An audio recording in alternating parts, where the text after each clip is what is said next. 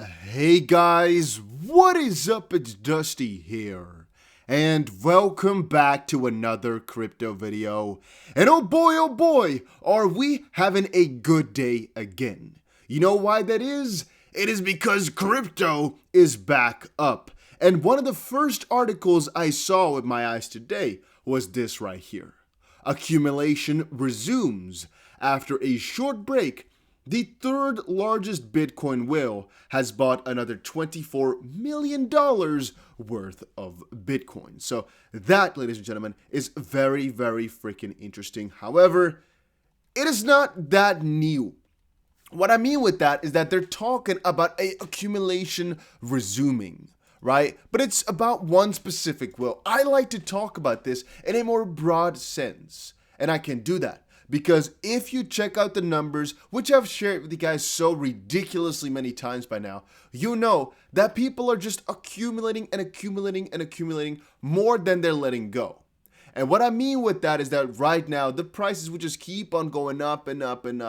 There's so many people entering this space, and it's going to be getting more and more expensive to get yourself one Bitcoin as time moves on. I keep explaining it to you because that is the supply and demand. And since piece by piece, there will be less and less Bitcoin and for any other sake, crypto in our circulation, there will be more crypto coins, but for the cryptos that are already there will only be less basically.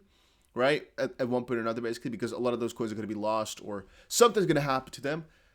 It is only going to be getting worth more and more. And it takes something to realize that we're actually in a constant accumulation phase. As people are hoarding that crypto, it's just manipulation that sometimes shifts your perspective. But if you look at crypto on a logarithmic chart, which we often have done before as well, you'd notice it doesn't really ever look like there's a really big bear cycle, because even though crypto market may go down 70%, it's the usual flow of things, because I don't think there's really that many people out there who don't think that crypto is going to go up another times 10, another times 50 or so. It's just the usual flow of people manipulating while the scarcity is going to kick in and the massive adoption is kicking in too. So this will really large, buying himself more Bitcoin, but who cares? This guy's already rich. And another one thing that people sometimes say is, oh, this is a really big crypto billionaire. Well, if it's a Bitcoin billionaire, right? They're a Bitcoin billionaire. How's this person supposed to buy another $50 million worth of Bitcoin if the main source of his or her wealth is Bitcoin? You know what I mean? It's kind of strange. I mean, Satoshi Nakamoto, theoretically speaking, could have been poor as crap. Could have literally had a salary of $2,200 a month, had no money to his name, made Bitcoin, and now is a multi-billionaire, but still have, for example, a couple of dollars to his name in the normal world. Because your money in crypto, if you don't cash it out, but you just keep buying, well, then where's the money supposed to come from, right? If you're a known figure, okay, but if you're not, right? But all right, this is apparently been shared by venture founder over on Twitter, and I guess it's nice. We can't really say anything too negative about accumulation like this, so I guess it's cool to see. Then again, it's not really a game changer or anything like that. Then VeChain will be one of the biggest winners coming out of this market. Guys, I have a video prepped over on my 5-minute crypto channel, and the problem right now is that I have like 5 videos that I already made, but I'm just not finding the proper time to release them to you guys, because I'm thinking, no, I shouldn't release them all at the same time, but then again, maybe I should, because they're getting old. I have to get them out as soon as possible. But point being, VeChain is by far one of my favorite coins. The potential is insane. The current partnerships are crazy, and it's definitely something which I think you guys should check out if you haven't ever been involved with them. If you already know it, then you already know. But if you didn't, might be time.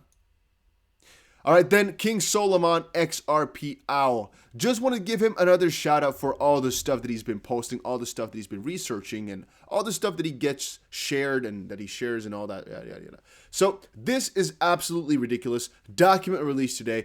XRP confirmation with Swift. 11.5 thousand banks, 10 billion payment messages, Kryptonym. It looks like your updated patent find forced their hand. Thank you, SB Mirnov, for sharing. So if you check out his Twitter, he's also doing his best job just to kind of share this crypto stuff around. Like, for example, sharing along what Digital Asset Investor has put up, who is actually a freaking train as well with all his information. And I think he's just trying his best to compile a lot of this information out there, which I guess is good. But the majority of the info that he has shared, I'm not exactly sure where it's supposed to be, or it's from a very, very long time ago. All right, that could also be it. Because, fun fact, if you look a couple of months deep, you just start to look back at what people have shared like a year ago and such. It's actually pretty funny to see what you can sometimes find, all right? Because people have been doing this stuff, this researching for so many years, and a lot of the stuff, the information is basically hidden after such long whiles. All right, guys, then check out Bybit. A link is down below. It is the exchange I'm using to trade XRP and crypto personally. You can trade a lot of cryptos over there with leverage, basically, which is really cool. But right now, there's a $3,650 bonus, the biggest ever, so make sure you check it out. It's really crazy. Sento Sumasaba Crypto Airy posted on Twitter, source, Celent, leading research and advisory firm focused on tech for financial institutions globally. Ripple screenshot from August 26, 2021 report based on Celent research and interviews. Ripple slide explains a line of credit with XRP and CBDCs, near launch with XRP as bridge plus NFTs. Well, long story short, Ripple is on the way for a lot of greatness, let's put it like that. And a part of that is going to be CBDC, part of that is going to be NFT because that's really being developed right now and being worked on. And a big part of it is going to be that line of credit, all within part of RippleNet, or I'm going to say to kind of help out RippleNet, and this is what Ripple's offering. Now, on that CBDC front, I do sometimes wonder, right? India, for example, is now potentially starting their CBDC trial by the end of 2021. What type of connection will they be having with that? The central bank is also exploring the choice between having a centralized ledger for the digital currency or the distributed ledger technology. The bank is working towards a phased implemental strategy for a digital currency. Are these guys connected to Ripple? Why? Well, because Ripple and India have already had a really close tie for a very long time, right? We know that. I don't have to show you guys the articles. You already know Ripple and India are working together on a high level. I'm not even sure if Ripple has an office there anymore in Mumbai. Ripple, let me type it in real quick. Ripple Mumbai office. Let's quickly see if they actually got that.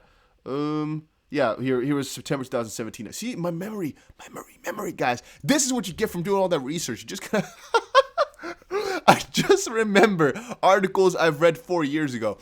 Ripple's launches new Mumbai office to serve India's digital economy. These guys are big over in that area, and they've been for years and years and years now, guys. Years now. So, from that perspective, I do sometimes wonder exactly what type of connection they have right now to India and what they're working on. Let me also type this in. India, Ripple, government, partnership. Let's actually see if there's anything along that line right there, because I believe to have seen some articles around that too. Here's 2026. You can see, let's quickly check it out. Firms like Ripple may put competitive pressure. Despite these legal actions, some Indian state governments have worked to implement blockchain tech for various applications. Ripple India tries to ignore the noise. Ripple is sufficiently entrenched to have built partnership with Yes Bank, Axis Bank, and Ripple. Okay, here we go. Ripple suggests a regulatory framework to keep India from banning crypto yet again. And this one was a report on the Ripple website. Ripple Perspective, the path forward for digital asset adoption in India, June 2020. So they have a 36-pager here in 2020 about India and what they're doing. By the way, guys, I'm not sure if they're also talking about CBDC in this document. CBDC. No, they're not talking about CBDC within this document, but you see, guys, Ripple is really focused on India, at least for a good part, because they know the cross-border transactions over in that area are insane. There's some possibilities, all right? There's some possibilities right here. I'm keeping everything open, all right? Just putting that out there real quick. Let's quickly see what else we had here. Coinbase appoints Facebook vet as chief marketing officer. I know I shared it in one of my previous videos, but I mentioned it only for 1 second. It's actually a pretty big deal, you know, the fact that Coinbase is now also hiring, you know, these, I don't know, how do you call it? Like Apex developers or Apex officers, basically. Usually, if somebody comes from big names like Amazon, Facebook, Google, sometimes even Netflix, and they had a high-ranking position over there, they are really considered to be, oh, wow, you know, like oh, wow, you work there? Oh, wow, we want you. And this specific case here once more, all right? So, Rauch, you tell me how you pronounce Kate Rauch. I'm going to go for Rauch, because I think, is not it's not what I should go for right here. During her time at Facebook, which amounted to over a decade, oversaw marketing for products like Instagram, WhatsApp, Messenger, and Facebook app, as well as the tech giant at large. And, well, I think it's rather interesting that she's chosen Coinbase right now. Maybe she's been fired, who knows? But still, Coinbase is getting themselves a pretty big baller status in that regard. And then another interesting piece, the central Chinese bank reinstates Bitcoin's illegal status in the country. Is it a back and forward or something like that? I don't really know. But apparently, the People's Daily Outline reported Yin Yoping's statement, the deputy director of the Financial Consumer Rights Protection Bureau of the People's Bank of China, he said that virtual currency-related transactions are pure investment speculation. Quote, remind the people once again that virtual currencies such as Bitcoin are not legal tenders and have no actual value support. Which basically means China, they put their foot a little bit deeper to kind of show you guys, hey, it really isn't for us, basically. And I think that was it for today's content. I think we covered it all. I don't want to miss anything. Let's quickly check it out. Why do I have this open? Oh, yeah, we were talking about him. And no, we've covered everything. All right, perfect. So, guys, hopefully you enjoyed this video. What am I going to title it? I have no idea. Thinking of titles is so difficult for me. But I guess it's a privilege still to be able to come up with titles, so I'm not going to see it as a bad thing. If you enjoyed it, make sure you press the like button, and I'll see you guys again in another crypto video later today. See you all.